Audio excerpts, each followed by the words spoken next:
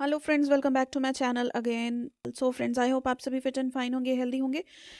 सो देखिए, another sample paper मैं आपके साथ डिस्कस करने वाली हूँ of psychological perspective in education BEd semester 1 का ये पेपर है according to the latest pattern. So without wasting any time, सबसे पहले देखिए फिलॉसफी का और टीचिंग लर्निंग प्रोसेस का सैम्पल पेपर मैं ऑलरेडी आपके साथ डिस्कस कर चुकी हूँ और टेलीग्राम चैनल पर भी अपलोड कर चुकी हूँ। तो अगर आपने वो नहीं देखा तो टेलीग्राम चैनल का लिंक आपको इस वीडियो की डिस्क्रिप्शन में मिल जाएगा, वहाँ से आप ज्वाइन कर सकते हैं फ्रीली। देन वहाँ पर सारे के सारे लिंक्स आपको इम्पॉर्टेंट मिल जाएंगे। सो देखिए, सेक्शन ए में आपको एज यू ऑल नो कि 4 क्वेश्चंस दिए होंगे। तो according to the latest pattern 12 marks का आपका एक क्वेश्चन होगा लॉन्ग वाला, ठीक है जी। लेकिन अब देखो, पैटर्न के अकॉर्डिंग अब ये श्योरिटी हम नहीं ले सकते कि पेपर में इसी अकॉर्डिंग आएगा। देखो, क्वेश्चन 1 और 2 इनमें एक चॉइस है। पहले क्या होता था कि 4 क्वेश्चन है, 4 में से कोई भी 2 कर दो। अब वो चीज़ पेपर के अकॉर्डिंग नहीं डाली गई है। इन्होंने कहा है क्वेश्चन 1 और क्वेश्चन 2 में से कोई भी एक करो, और देखो इन दोनों के बीच में है, ठीक है जी। उसके बाद क्या है, क्वेश्चन 3 और क्वेश्चन 4 में से कोई भी एक करो, यानी कि दो दो क्वेश्चंस में आपको चॉइसेस दी गई हैं यहाँ पर।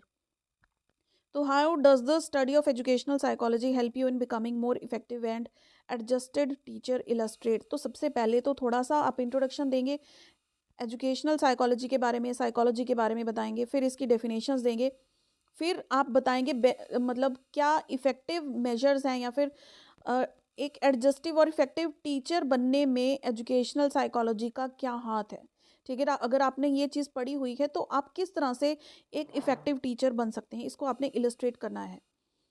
देन चॉइस में है distinguish between growth and development, the most favourite and most interesting topic this is. बहुत इजी है, ग्रोथ एंड डेवलपमेंट तो बिल्कुल भी छोड़कर नहीं जानी।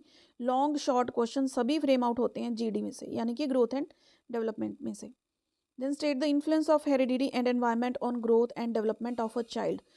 वैसे मैं आपको बता दूं कि किसी भी पर्सन के अगर उसकी नेचर जानी है, बिहेवियर जाना है, उसकी ग्रोथ देखनी है, डेवलपमेंट देखनी है, तो दो फैक्टर्स उसके मेन होते हैं। First is heredity, second is environment. तो इसको हम प्रोडक्टिव वे से लेते हैं कि एक तो बच्चा कैसा बनेगा, उसके हेरिडिटरी फीचर्स जो उसके पेरेंट्स से उसको मिले हैं। सेकंड फैक्टर क्या होता है, environment. Environment means the way you live, the society you live in, जिस सोसाइटी में आप रहते हैं, कैसे स्कूल में आप पढ़ते हैं, कैसे टीचर्स हैं, कैसे फ्रेंड्स हैं, ये सारी चीज़ें एनवायरनमेंट में आती है। इवन कि क्लाइमेट भी एनवायरनमेंट के अंदर आता है कि कैसी क्लाइमेटिक कंडीशंस में रहते हैं, आपकी हाइट उस अकॉर्डिंग होती है, ठीक है, आपका वेट भी उस अकॉर्डिंग होता है, सारा कुछ वैसा ही होता है, ठीक है। तो इन दो फैक्टर्स के अलावा कोई भी फैक्टर रिस्पॉन्सिबल नहीं होता किसी भी पर्सन की डेवलपमेंट के लिए, ठीक है। ये बहुत इंपॉर्टेंट कॉन्सेप्ट है। और अगर आप सीटेट के लिए डेफिनेटली अपीयर होंगे, ठीक है, पीएस टेट का पेपर देंगे या फिर कोई और स्टेट से हैं तो उस स्टेट लेवल का टेट का पेपर देंगे, ठीक है, तो उसमें ये टॉपिक बहुत इंपॉर्टेंट है, स्टार मार्क कर लो, बहुत अच्छे से पढ़ के जाना, ग्रोथ एंड डेवलपमेंट, ठीक है। और इसकी रेगुलर क्लासेस चैनल पर चलती रहती हैं। जैसे ही पीएस टेट की नोटिफिकेशन प्रॉपर आएगी, जो आई थी वो आई थिंक फेक थी, इसलिए मैंने आपके साथ वो डिस्कस नहीं की, तो हम प्रेपरेशन इसकी बहुत जल्द स्टार्ट करने वाले हैं फिर से, तो आप फ्री क्लासेस यहाँ से भी ले सकते हैं।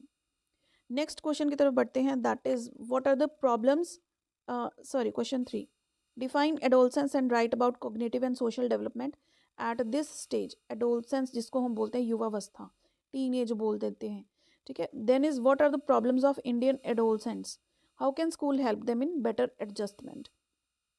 तो इन दोनों में से कोई भी एक क्वेश्चन करना है। देन सेक्शन बी में आ जाती हैं आपकी थ्योरीज, इंटेलिजेंस की थ्योरीज बहुत इंपॉर्टेंट है। एंड हॉवर्ड गार्डनर की जो थ्योरी ऑफ इंटेलिजेंस है, ये तो मोस्ट इंपॉर्टेंट है। इसमें से क्वेश्चंस भर भर के आते हैं, आपको टेट के पेपर में भी आते हैं और आपके बीएड में भी ये क्वेश्चन छूटता ही नहीं है इनसे। देन पैवलोव कंडीशनिंग पैराडिगम एक्सपेरिमेंट को, विच factors influence it, what is the applicability of this theory in different learning situations.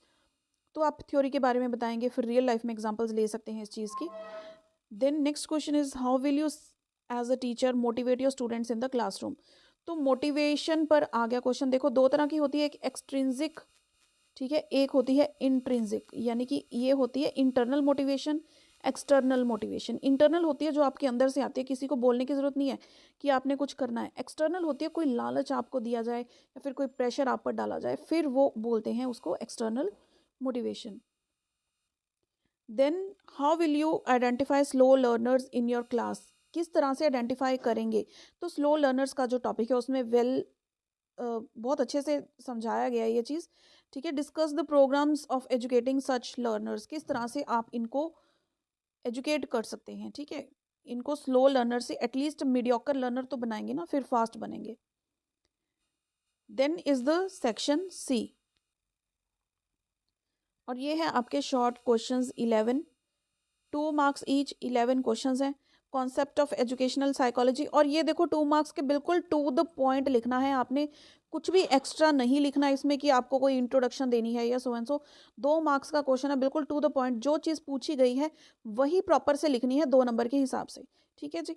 तो ये आप सारे के सारे क्वेश्चंस देख सकते हैं, और अगर आपके भी MSTs हुए हैं तो आप मुझे अपना पेपर शेयर कर सकते हैं, ताकि मैं यहाँ पर बाकी बच्चों के साथ भी वो डिस्कस कर पाऊँ, और सभी को आपको काफ़ी सारे क्वेश्चंस जो है बल्क में मिल जाए इंपॉर्टेंट, कि पेपर में किस तरह के क्वेश्चंस आ सकते हैं, ठीक है जी। तो जीमेल का एड्रेस आपको इसी वीडियो के डिस्क्रिप्शन में मिल जाएगा, वहाँ पे आप मुझे ईमेल कर सकते हैं।